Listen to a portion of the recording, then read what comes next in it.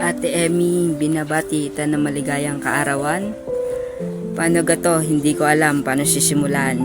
Pero ang nais kong sabihin ay sa tula ko na lamang idadaan at sana ito ay iyong magustuhan. Ate Emmy, noon pa may nakikita na kita. Sa stream ni Ed, ikaw ay nagpunta. Nagulat ako't ikay nagbagsak ng corona. Kaya naman sa pabulsahan mo, ako'y madalas makibulsa. Hanggang sa nabuong isang samahan na sa popo ay matatagpuan. Kahit na magkakaiba ang pinanggalingan, basta sa mga challenge, lahat ay nagkakaintindihan. Sa social media man tayo magkakilala, pero ako sa'yo'y lubos na humaanga. Kahit hindi pa tayo nagkikita, turing mo sa akin ay isang pamilya. Napakabuti ng iyong kalooban.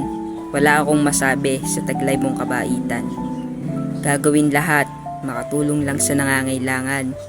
Kahit oras ng pahinga, sa iba pa rin ilalaan. Ilang taon na ang lumipas, pero turing mo sa akin ay hindi kumukupas.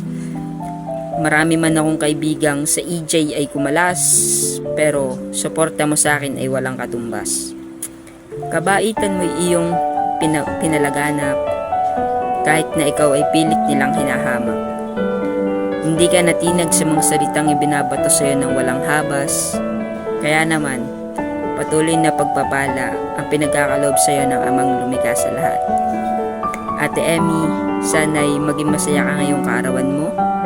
Salamat sa walang sawang paggabay at pagtulong sa mga miyembro. Kahit na maraming mga pasaway sa mga ito, para sa akin, masaya ako sa pamilyang iyong binuo. Happy birthday po ulit.